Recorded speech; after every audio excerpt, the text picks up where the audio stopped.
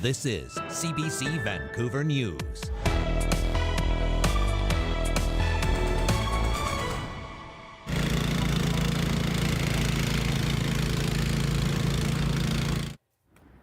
Getting where you need to go or opting to stay home. That was today's big decision as BC and the South Coast get pelted with more extreme winter weather. The Alex Fraser and Port Mann bridges are closed. TransLink halting the Expo Line trains for a time, while Millennium Line was hit with big delays. All transit services in the Fraser Valley were suspended because of bad roads. Environment Canada says a rainfall warning is now in place for much of our region, and up to 90 millimeters could fall and, combined with melting snow, create hazardous conditions. Good evening, I'm Dan Burritt. Thanks for joining us. Anita is on assignment this week. Commuter delays and road closures have changed numerous times today, and they may again tonight. Our John Hernandez has been following the weather and its impact throughout the day. He joins us now live with more. John, what are commuters experiencing out there?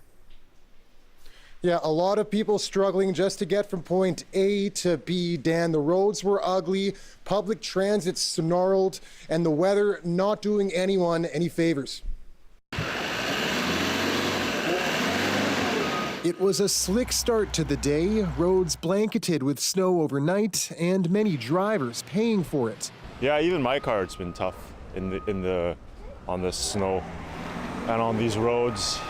On East Hastings Street, buses were no match for the snow. That's probably an hour we've been waiting for the 20. And that's been fairly typical all week as well, waiting an hour to 2 hours for the bus. Then I have to go see my doctor in North Van too today. I don't think I'm going to make it over there. TransLink says the snow and freezing threw its entire system into disarray, from botched bus routes there are extreme delays system-wide to SkyTrain shutdowns. We are seeing some pockets throughout the Expo and Millennium and Canada lines with significant ice buildup. We're doing what we can to get the ice buildup gone as fast as we can. Some passengers waiting at stations for hours. Well, you'd think with the system and technology we have today that we wouldn't have such a problem. I was headed to Waterfront, but then apparently it's not going to happen. With public transit crippled through much of the region, a pair of major bridges were also shut down. The Alex Fraser and Port Mann both closed due to winter conditions, forcing major traffic delays through the afternoon. We need to be better prepared, and this province needs to do a better job, frankly, of making sure that British Columbians are able to get around the province when they need to. The province is urging people to avoid the roads if they can. Environment Canada says warmer weather is on the way, but conditions on the roads could worsen. Flash flooding is also possible. The catch basins can get clogged with snow and ice or leaves, and so it's really important that we get those catch basins clear so that water can run into our storm drains. Unbelievable day, John, after an unbelievable week. What are the current closures? So the Alex Fraser and the Port Mann bridges are both still closed. No timeline on either of their reopening. There will be an update at 10 p.m. Until then, the province is asking people not to line up at either of those bridges. In terms of highways, no major closures in the region, but that could change at any moment. And of course, slippery conditions all around. Now, in terms of SkyTrains, the Expo Line has gotten service back online between Waterfront and Columbia. There are bus bridges to service those areas that are currently shut down. The Canada Line is operating, but only between Waterfront and YVR. The Millennium Line still experiencing widespread delays and disruptions. Dan. John Hernandez reporting live for us tonight. Thank you, John. Now, beyond the highways and bridges, passengers and crew on BC ferries have been having a tough time. Some staff couldn't get to sailings, and that led to cancellations. As many as 8 crossings were scrubbed between Tawasin and Swartz Bay this afternoon. Ferry says they just couldn't get the required number of crew to operate those sailings safely. It's been over an hour already. Really? But we were booked to be on the 9 o'clock this morning, which I was astonished BC Ferries actually gave me a phone call last night to tell me the sailing was cancelled. BC Ferry says it's doing its best to fit canceled passengers on other sailings, adding there could be more cancellations as we head into the Christmas weekend. As we showed you last night, the Fraser Valley is also being hit hard. Some areas have been hit with the coldest temperatures in decades, while freezing rain grinds travel plans to a halt. As Benit Brach reports, Environment Canada warns of more unpredictable weather ahead. With slippery streets and frozen fields, People in BC's Fraser Valley are hunkering down after being warned to stay off the roads. But Karen Young had no choice. She had to make it to her chemo treatment. Oh my goodness, I don't drive in the snow, especially this much snow. Thankfully, volunteers like Mel Bueller and his brother are braving the weather to help. I'm glad I can do that sort of thing for them. I know they're going through a lot. And with a rough weekend expected, things won't get any easier for anyone in the valley. The Fraser Valley is a lot more prone to receiving freezing rain. It certainly has happened before, but anytime it does happen, it is quite a dangerous situation. And it's expected to last through Christmas Eve. In the face of that, BC Transit is taking no chances and suspending all services. So bus stops are empty. While at the Abbotsford Airport, it's cancellations across the board. We were trying to leave Seattle this morning, but they shut everything down there. So now we're trying to get back home just outside of Calgary. I will sleep here until they send a new message. I've made it my official office headquarters. I'm trying to get a work day in. Meanwhile, farmers worried about their livestock are going the extra mile to make sure they're safe and secure. Rather than doing all the things to prepare for Christmas, really, we're out spending all of our time in our barns with our animals, making sure they're comfortable, fed, have access to water. Sarah Sash was determined to be ready. We purchased extra diesel to have on the farm to run our generator. We do our own snow blowing, so we are prepared to get the milk truck in and out because food security is a priority as well in the province. Now, Abbotsford hasn't been this cold in over 50 years, but with temperatures expected to climb this weekend, Environment Canada warns the freezing rain situation could be hard to predict and says people across the Fraser Valley should watch their local weather forecasts closely. Benit Brach, CBC News, Abbotsford. Time to bring in Kuljeet Kaila, who is going to give us our preview of our first look at the forecast after a crazy day. What's the situation right now, Kuljeet? Well, the situation, Dan, some warnings still remain. We've had one new warning added to it, and that is a rainfall warning for the Lower Mainland and the Fraser Valley and parts of Greater Victoria. Snowfall warning remaining in effect for parts of the Cariboo region, even parts of Kamloops. We've still got high winds hitting the coastline up to 80 kilometers an hour, and that's going to continue into tomorrow. Now, this rainfall warning that's been added to the mix is going to be bringing quite a large amount of rain over the next few days. Look at these totals starting tomorrow. 50 to 75 millimeters more on Sunday. It's not letting up till midweek. And that, of course, is bringing some concerns of flooding, to Bay. We've got snow melting, temperatures dropping, and all this rain. So we talked to Environment Canada to find out what the risk level is for flooding. The main risk of flooding is actually urban flooding or localized flooding from poor drainage. We know we've had multiple rounds of snow here on the south coast. We do have a lot of that snow still around. It will be melting with the warmer temperatures and the added rainfall. It needs somewhere to go. So we have to make sure the storm drains are clear so we have somewhere for the water to go into. So a few other notes to throw your way that you need to know. Today's high was -1. The average for this time of year is closer to 6 degrees, and we'll see that happening in a few days. Record rain by Tuesday, up to 185 millimeters in some areas. It's going to be wet and windy tomorrow as well. Winds are going to kick up and pick up to about 60 kilometers an hour. The next dry day that we're going to see isn't going to be until the new year. So we'll get some more information on that. I just want to show you some current temperatures outside right now. 1 degree at the airport and 1 degree on the North Shore. I'll have your full 7-day forecast coming up, Dan. Okay, Kuljeet Kaila, thank you so much. You're welcome. Well, heavy snowfall and freezing rain are causing closures and avalanche risks on parts of Highway 3 and Highway 1 through the Fraser Canyon, and that does mean more closures. Take a look. Highway 1 near Jackass Mountain will be shut down due to avalanche hazards between midnight and Saturday morning. Highway 1 through the Fraser Canyon is also considered a moderate avalanche hazard tonight, with a possible transition to extreme hazard status Saturday morning. Allison Pass between Hope and Princeton, meanwhile, is considered a moderate hazard. That could shift to high, though, and a road closure is possible overnight. Drivers are advised to avoid any non-essential travel on those routes. It was another hard day of delays and cancellations at Vancouver International Airport. As the latest storm hits the south coast, many airlines are preemptively canceling flights. But as Yasmin Gander reports, the airport says it is offering new help to stranded passengers. Tired, dirty, discouraged. Among the stranded passengers at YVR is Robin Langill. He has been stuck at the airport since Tuesday when his flight was first canceled. Langill is now scheduled to leave for Saskatchewan Christmas Eve. No chance to have a shower. I had to buy some toothbrush and toothpaste so I could at least brush my teeth.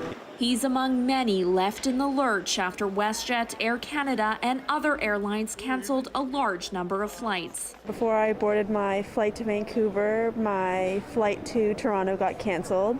So I made my way over to Vancouver, but I unfortunately can't make it home to Toronto. So yeah, that's how it's going so far. To help ease frustration for those stuck here, YVR says it will provide free hotel rooms and meals. We're stepping up, providing over 400 hotel rooms free of charge to passengers to stay up to 4 nights who really just need to get a good night's sleep over the holidays.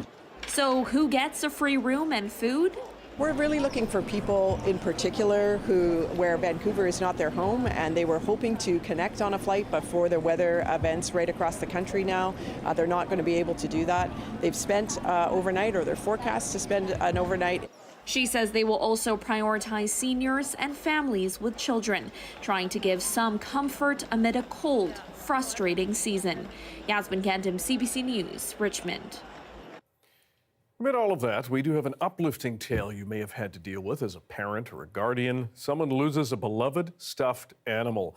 Well, many have been feeling stressed out at the airport lately. It appears a fuzzy passenger was also left behind. Take a look. This stuffed bunny was found at YVR earlier this week. Celia Taylor came across it after her flight was canceled on Tuesday. She took it to staff to try to reunite it with its family. Taylor also texted her mom a photo of the thumper, and she shared it online.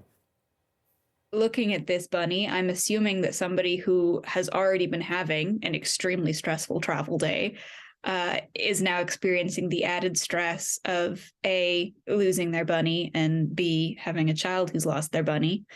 I felt like it was important that if I could find a way to get this bunny back to its family, I try to do that. The bunny still hasn't hopped its way home yet. YVR says it's still waiting for its owner. If you recognize that bunny, know who it belongs to, let them know. It's at the airport. To another lighthearted story from YVR now. A woman whose flight to Kelowna was canceled found another way to get home by connecting with a stranger on a community Facebook page. A man sent me a message that said that he just dropped off his friends in Vancouver airport, and he about hit home. Before this trip, she had never been away from her daughter overnight, and the 3 extra days she had to spend in the airport waiting for her flight took a toll. So the act of kindness was a welcome relief. The weather outside may be frightful, but it did not stop some folks in the interior from having a bit of a wonderful Christmas time. Take a look. People in Kelowna laced up their skates and hit the ice today. Main Road East Kootenay has issued a weather advisory for the region, but it seems many people in Cranbrook, meanwhile, would prefer to stay in anyway. Well, this is not completely atypical, but it always hits at the wrong time. If we're getting it out of the way now and we can go the rest of the winter with mild-ish temperatures, I'm okay with that. The East Kootenay is expecting more flurries this weekend. To other news now. The Ktunaxa language is exceptionally unique in BC, and it's also at risk. The Ktunaxa Nation Council in Cranbrook plans to offer internships to learn the language and make it accessible to future generations. With the holidays ahead, Barbara Fisher would like to offer season's greetings in her language.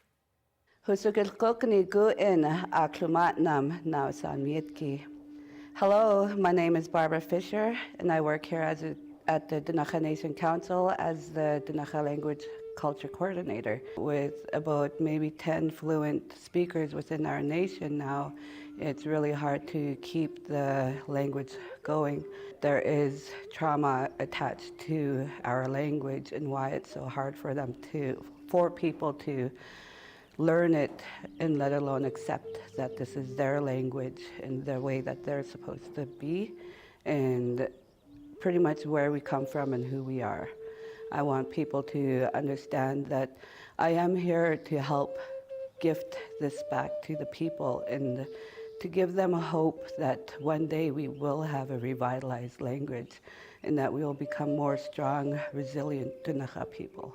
Our traditional greeting is Gisukukit, which means hello. And for the season's greetings and to set us off in a good way is Gisukukit. Gus makus sash chamashesh Gisukukit okon makot. And that's Merry Christmas and Happy New Year. Inflation, higher interest rates, pricier groceries. How the Russian war in Ukraine has put a strain on the global economy. We're going to look back on the expensive year that was after this.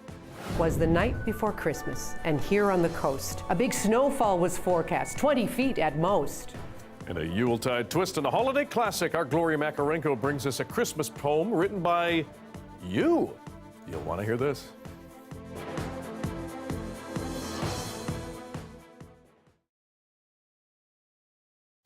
And hello to everyone watching our commercial-free live stream tonight. Thanks for being here.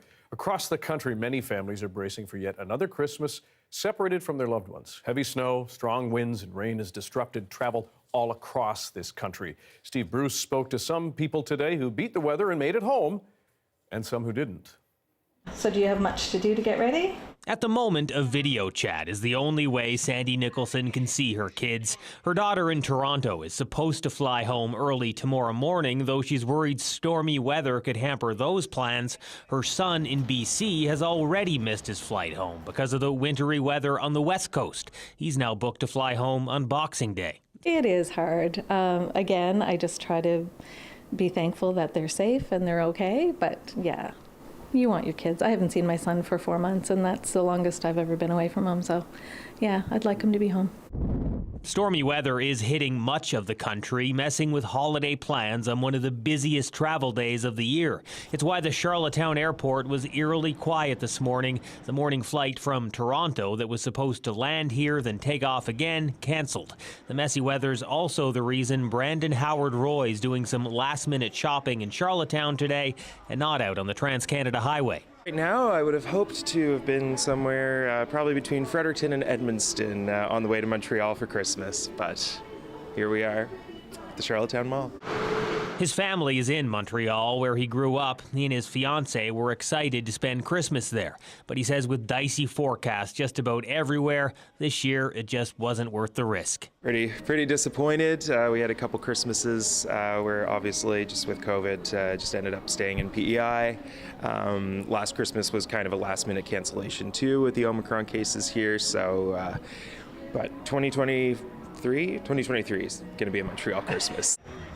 For some, though, it seems their holiday travel plans will work out. The Confederation Bridge is now closed to high-sided vehicles, so this maritime bus won't be allowed to cross. Instead, passengers will be moved to vans for the bridge trip. Another bus will pick them up on the other side.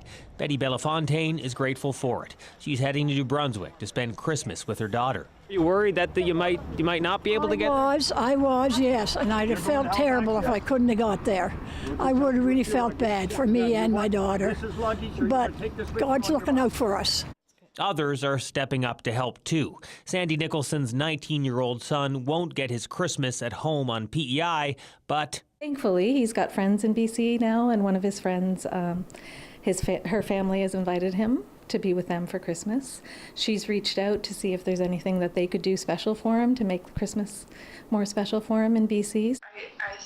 And with the weather expected to clear tomorrow morning, she's still hopeful she and her husband will have Christmas with both their kids, even if it comes a day or two late. Steve Bruce, CBC News, Charlottetown.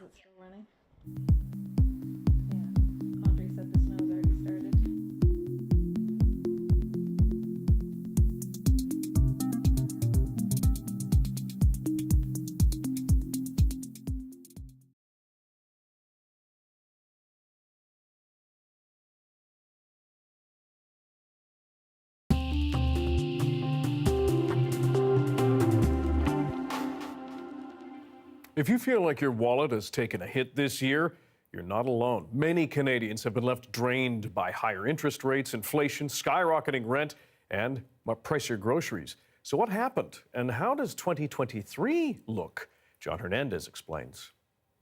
If there's one thing that 2022 taught us, it's that life isn't cheap. Everything went up, even the medication. Holy crap, it takes me, $30 just to eat lunch. I just keep looking and seeing my retirement getting farther and farther and farther away.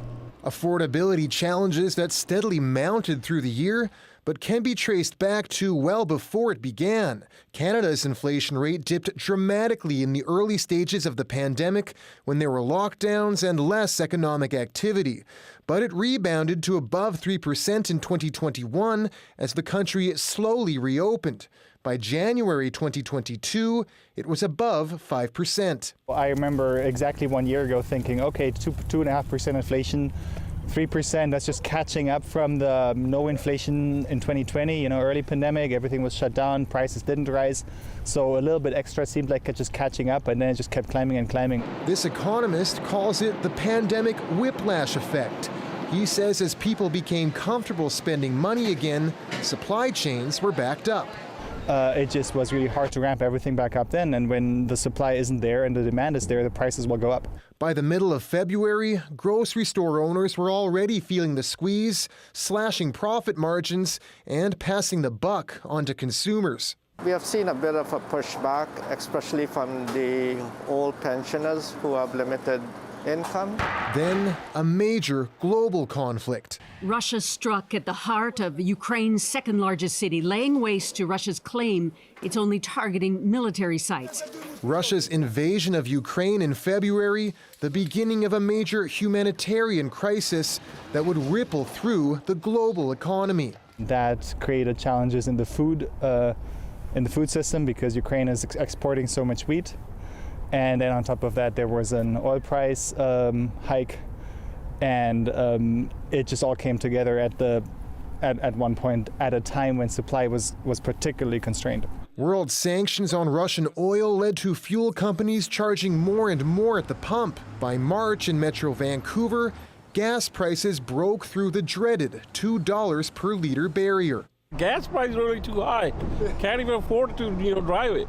I don't remember the last time I filled my whole tank up. A surge in fuel costs that continued to drive up the price of just about everything else. Well, if you've noticed the cost of everyday items going up in BC, you're not alone. By March, inflation rates rose to 6.7%, a number not seen in 31 years. After repeat calls by many on the province to do something, BC's premier offered a little relief. We're giving money back to the policyholders, the people who finance ICBC. $110 checks for insurance holders that were criticized as doing little to solve a mounting affordability crisis. What they're not doing is investing that money into longer-term solutions that actually do solve affordability crises. 2020, this pack of hickory smoked turkey went for $5.67, and now it's $6.49. Through the spring, inflation kept rising before it peaked at 8.1% in June, forcing the Bank of Canada to try to rein it in. Inflation is too high, and more people are getting more worried that high inflation is here to stay. We cannot let that happen. The benchmark interest rate was raised by a full percentage point in June. The thing is that what that does is it hurts the economy. It hurts purchasing power. It hurts people who are trying to get into the housing market. It hurts business trying to invest.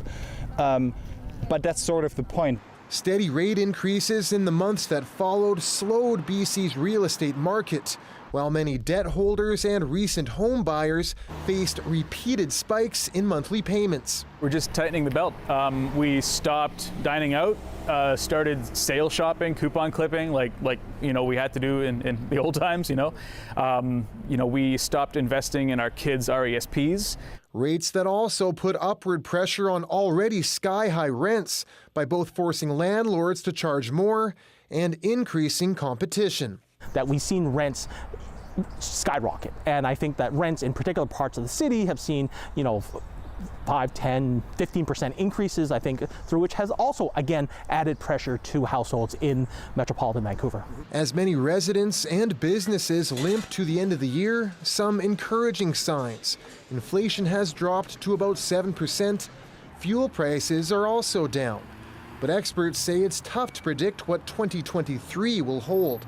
It's a time of precarity, perhaps, that it is one that is murky, that it isn't necessarily, I think, one of sunshine along the path. Still, the Bank of Canada warns there could be more interest rate hikes in the new year as the country inches closer to a recession. This is going to be, I think, something to watch in terms of how businesses adapt, how home builders adapt, and just how the general public adapts towards an era when credit is not as available, but yet also more expensive.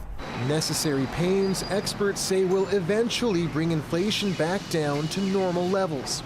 The question isn't will it come down, the question is how much pain will it take along the way. And we're all hoping for less, but eventually the inflation will back down. When that might be is up for debate, so why not be optimistic heading into the new year? I'm optimistic towards 2023 because we have a few other choices.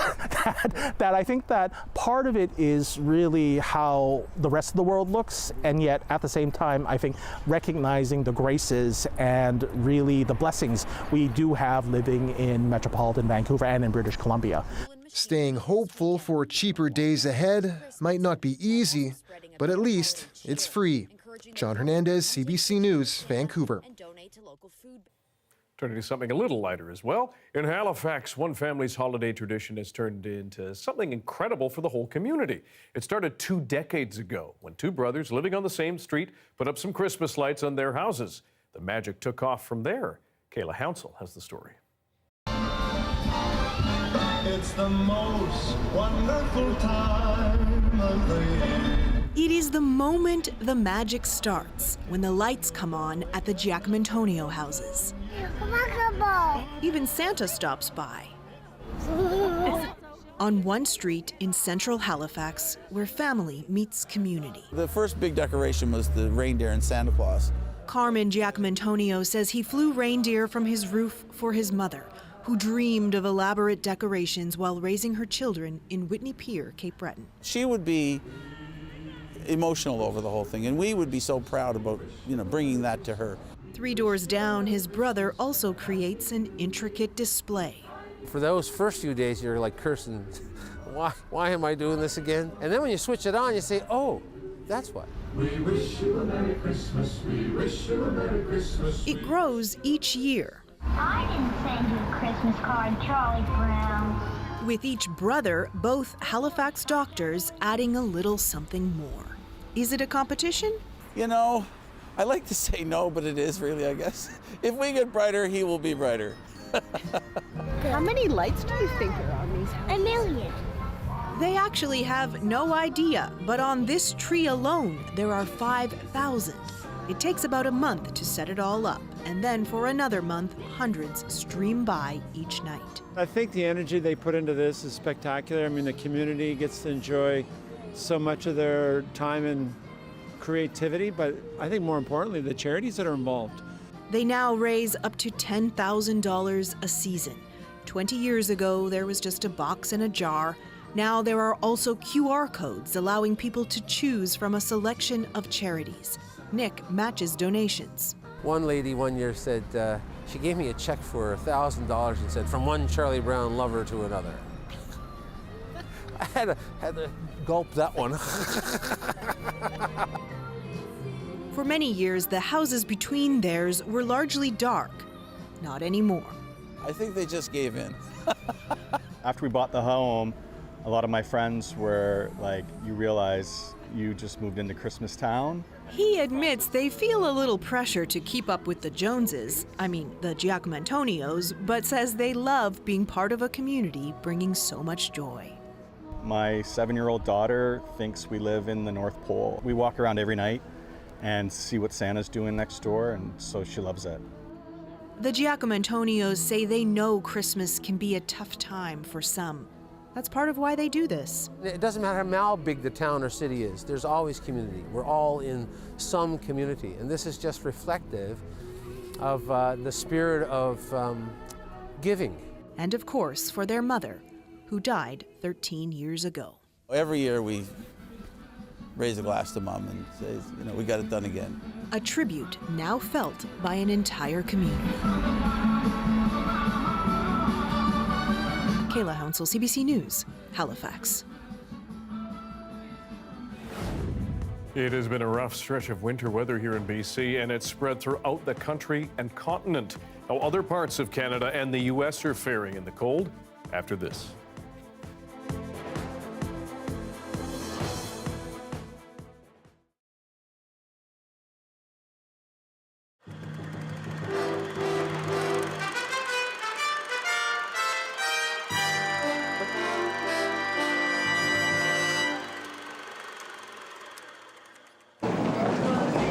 We began our hunt at the mecca of modern consumerism, the shopping mall. Okay, this is the info center. We're looking for the spirit of Christmas. Hi. She didn't know. We tried a bookstore. Is it in a book? Yes, many books, good books this year. So the spirit of Christmas is available for sale on the bestseller list? Sure. That was one view. We tried a record store.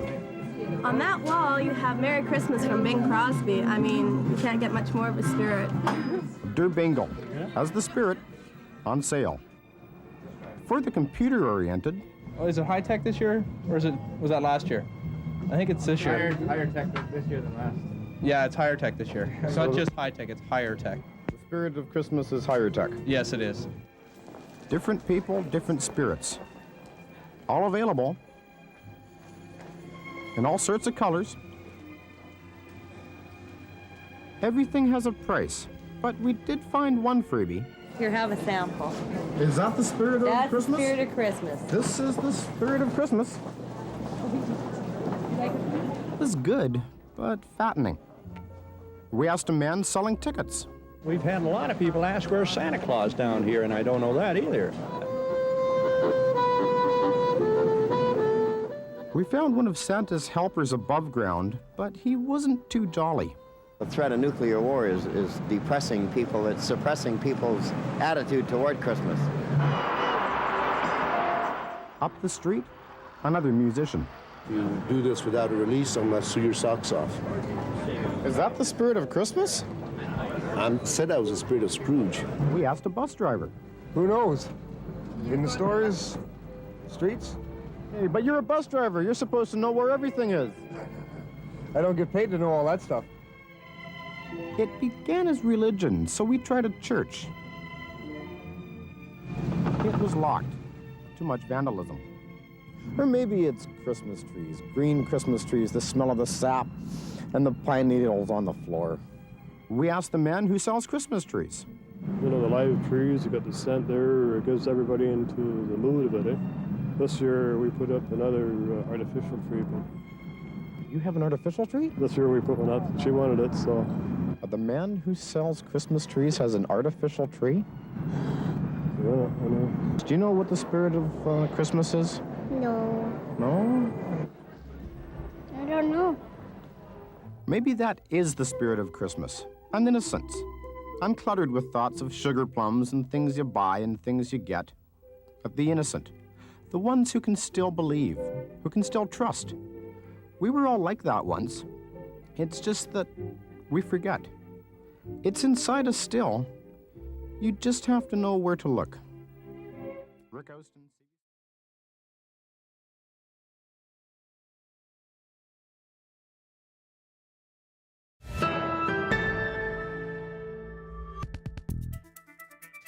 Back to our top story now. The latest winter storm hitting our province and slowing how you get around if you're trying to. Take a look. The Alex Fraser Bridge and Portman bridges are still closed right now. Parts of Highway 16 near the Alberta border were shut down due to a crash. They're now open to single-lane alternating traffic. Keep that in mind. TransLink still not operating at full capacity with some limits on the Expo line. And BC Ferries is also experiencing delays and cancellations. The snow has affected travel in and out of our region. It has also led to garbage delays. Robin Parfitt says his trash hasn't been collected, leading to buildup on the streets.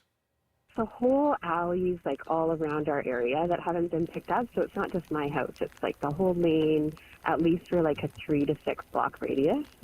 All the garbage bins are like propped open. There's like bags of garbage out. Like they just say, yeah, we'll just add a note to your file.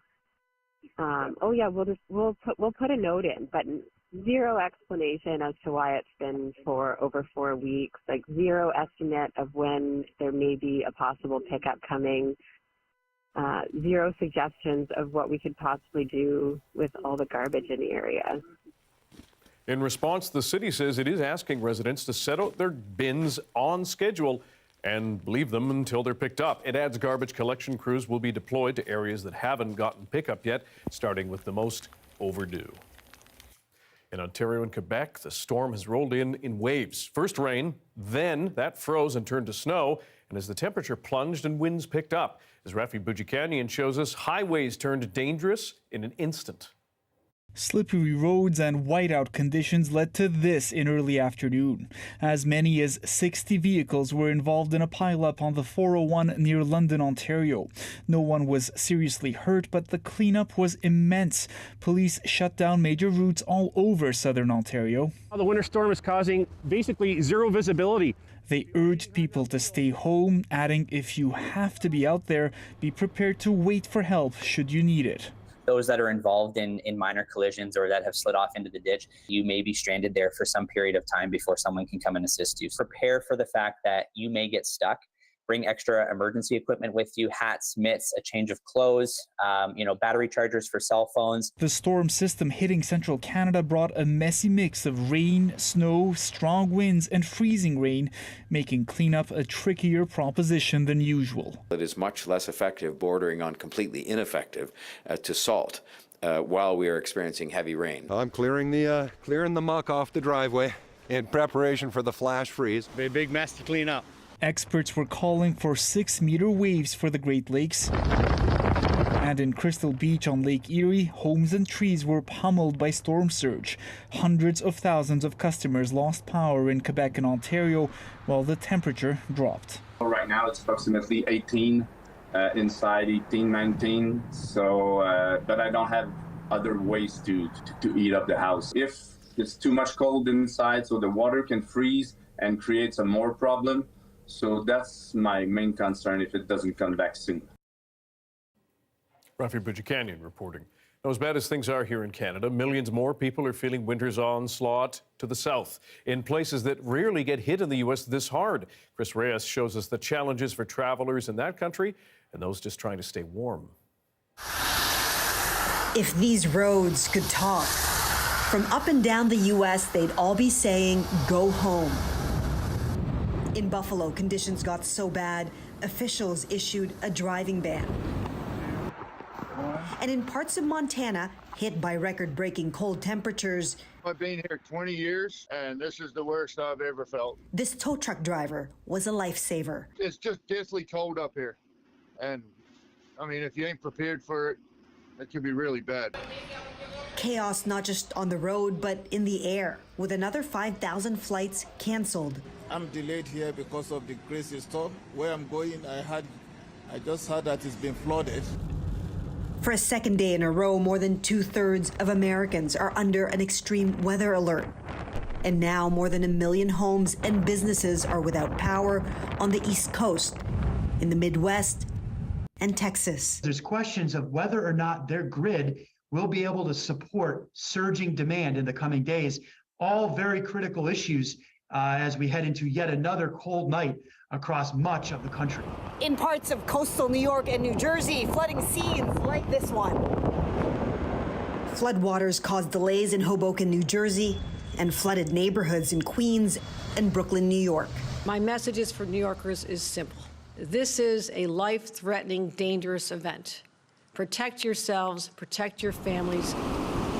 In other parts of the country, the Arctic air blast meant a sudden dip in temperatures, a real danger for those caught off guard. It's just been how quickly the temperatures have dropped as that Arctic front has arrived. That has been once in a generation. It's a chill that's expected to ease in the south as it builds in the northeast. Chris Reyes, CBC News, New York. Still in the U.S., the Select Committee investigating the assault on the Capitol building last January has issued its highly anticipated report, and it points the finger of blame at one person, former President Donald Trump. The CBC's Travis Danrach has the details. It will be remembered as a dark day in American history. Now, after a year-and-a-half-long probe into the events of January 6, 2021, an over 800-page final report of the House Select Committee with one overarching message. The central cause of January 6 was one man, former President Donald Trump, who many others followed. From Trump aides to law enforcement, even some of the rioters themselves, the report includes testimony from more than 1,000 interviews and information from countless documents. It calls for the 14th Amendment to be invoked, which would prevent Trump from running for re-election or serving in elected office again. The report also says Trump and his associates tried to overturn election results in some states by targeting election officials and at least 200 apparent acts of public or private outreach. There are 9 ayes and 0 noes. All of this comes just days after the panel asked the Justice Department to investigate and possibly prosecute Trump. Among the recommended charges, potential felonies, including conspiracy to defraud the United States and aiding or inciting an insurrection.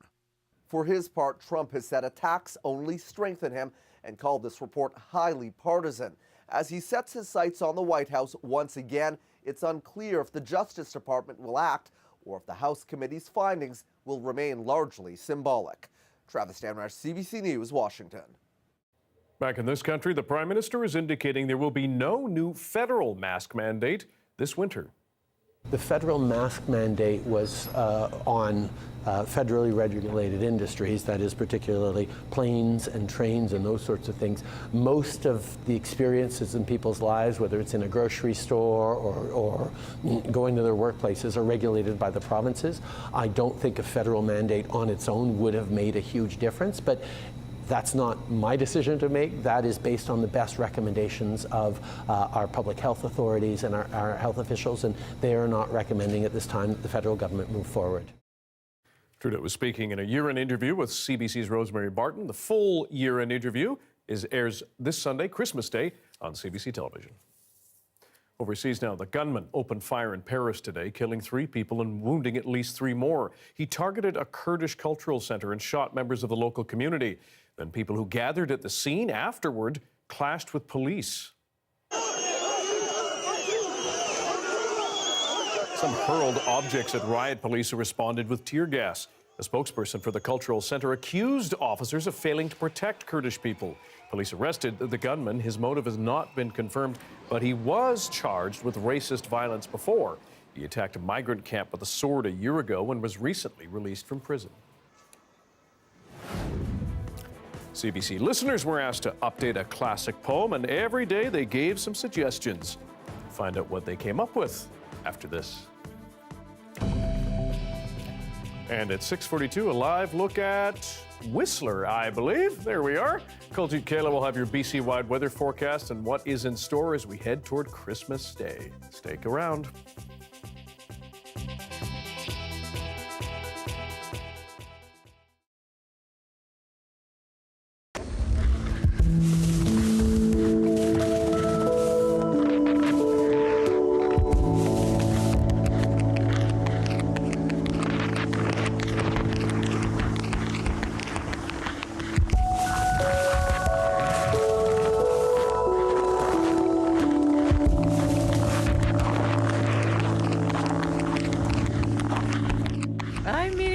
For a walk.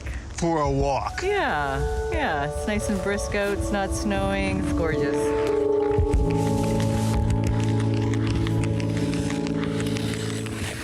Well, I'm used to the cold. I'm from somewhere where it gets colder than this in the winter, so. I'm not. This is new to me. I'm just keen to go ice skating.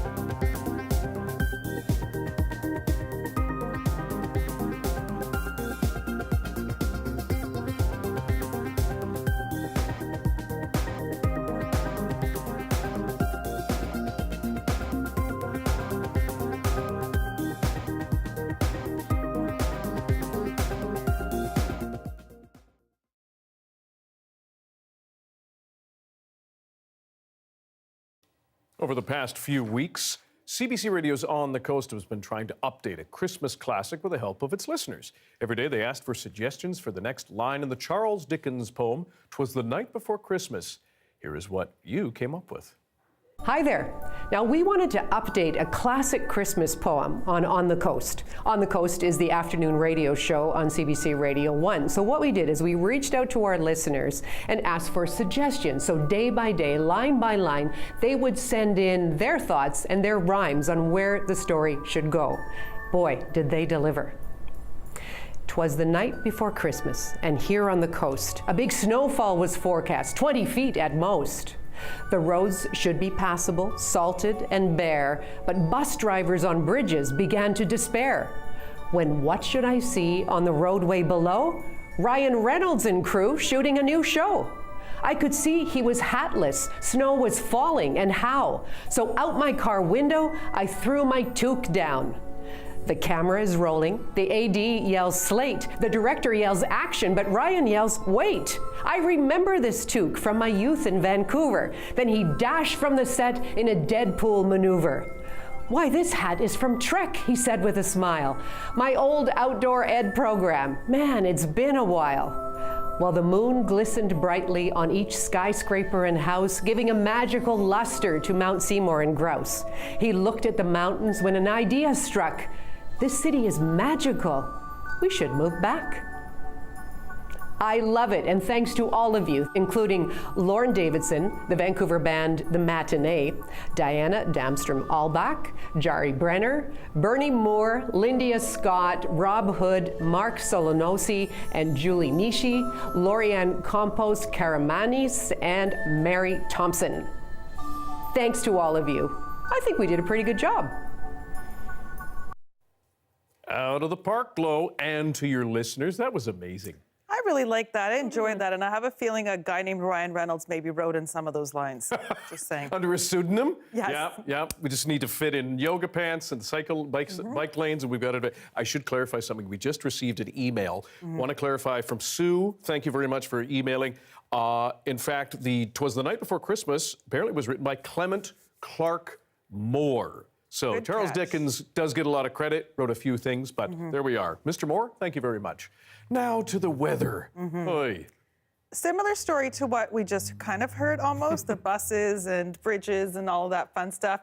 We've got now on our hands a rainfall warning that was issued earlier this afternoon. So we're going to see quite a bit of rain in the next little bit. If we take a look now, in the green is Vancouver and Abbotsford. Higher elevation still seeing a good mix of rain and snow this evening. Into Saturday morning, the green starts to increase and starts taking over parts of Delta. And then, of course, Greater Victoria is going to be involved as well. Lots of rain coming for Nanaimo on the dark end of the green, which means quite a bit of rainfall expected, about 25 to 50 millimeters at most elevations in Metro Vancouver, 50 to 90 millimeters at higher elevations, and that includes the Tri-Cities. That will also include parts of Whistler as well, the North Shore and Maple Ridge. So brace yourselves for that. It's going to be quite a bit in a very short amount of time across the province. Still seeing snowflakes in Prince George tomorrow and -11, and in Dease Lake -25. Still pretty cold there. Lots of rain for Prince Rupert and Port Hardy as well. But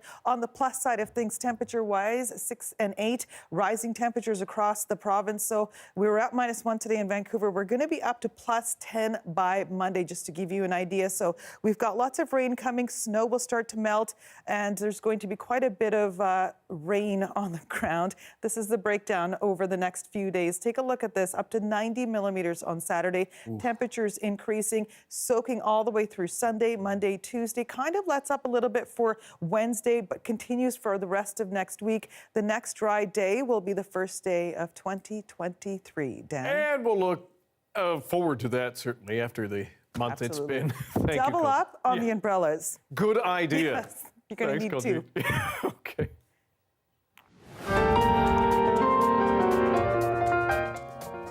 Up next, sticking with music, a piano sensation serenades us with his take on a holiday classic.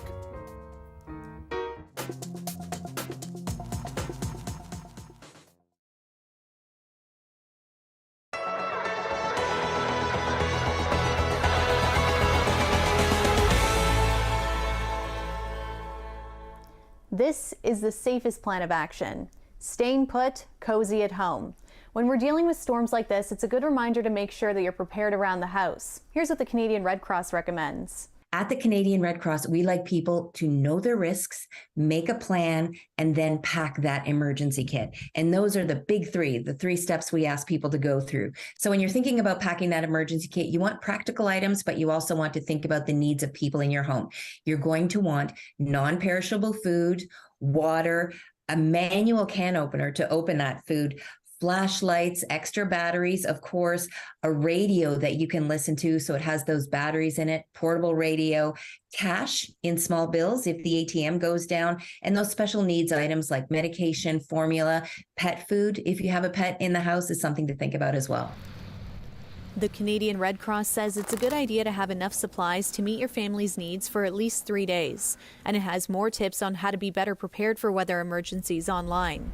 Now, when it comes to avoiding any damage to your home, experts have this advice. Well, this one's a big one. And so you want to think about snow load and wind and what those 2 things are going to do to your house. Keep maybe flat roofs clear. Make sure that things are tied down, the barbecue's tied down. Things are brought in so wind doesn't pick them up and cause property damage. Make sure that your walkways are clear. Those who respond to damage caused by weather events like this are anticipating a busy few days. Well, certainly here in the Greater Toronto area, we expect to see some flooding, unfortunately. When we have a lot of rain and then a lot of snow, especially in areas with aging infrastructure, we tend to see drain backups in the older parts of the city. So certainly, everybody should really remember to protect their personal safety. And, if something does go wrong with your home or your business in the midst of this storm, if we have winds in excess of 100 kilometers an hour, it's not the time to go outside and try and fix it. Do not get on a ladder in high winds. Don't try and climb on an icy roof. It's also a good idea to make sure your electronics are charged, just in case the power goes out. But if the battery does get low on your phone, you can stay up to date on the storm on CBC Lite. That's our text-only, low-bandwidth website. Talia Ricci, CBC News, Toronto.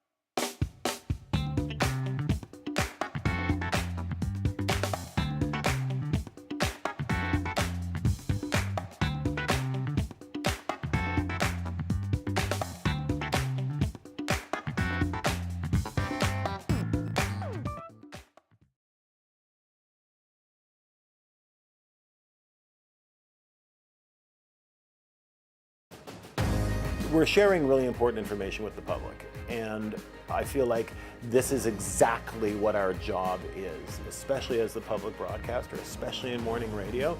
That's incredibly important. Hi, I'm Amy Bell, and here's what's in your CBC Vancouver inbox. Stream holiday episodes of your favorite CBC shows like The Great Canadian Baking Show and other festive films on demand on CBC Gem. Check it out at gem.cbc.ca. And never miss a special programming series, event, or contest. Subscribe to CBC Vancouver's e-newsletter at cbc.ca/Vancouver inbox and keep connected with us.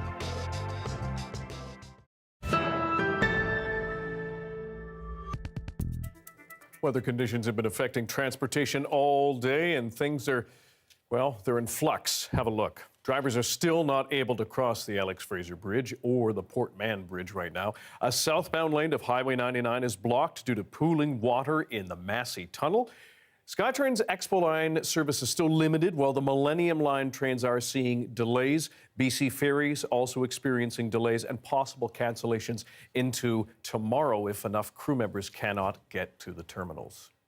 And an update from BC Hydro right now, bad time to be without heat. Hydro says more than 7,000 customers are out of power in BC, mostly in Coquitlam. The outages are blamed on trees coming down on wires. All month, we've been collecting donations for BC food banks, and you still have time to give. And we have a new total. To date, donations have now passed $2.5 million. This is awesome. We thank you so much. The annual fundraiser began earlier this month with CBC's Food Bank Day. And as we've done this week, time for some more music. Tonight, piano sensation and Juno Award winner Michael Casehammer. And you'll know this tune.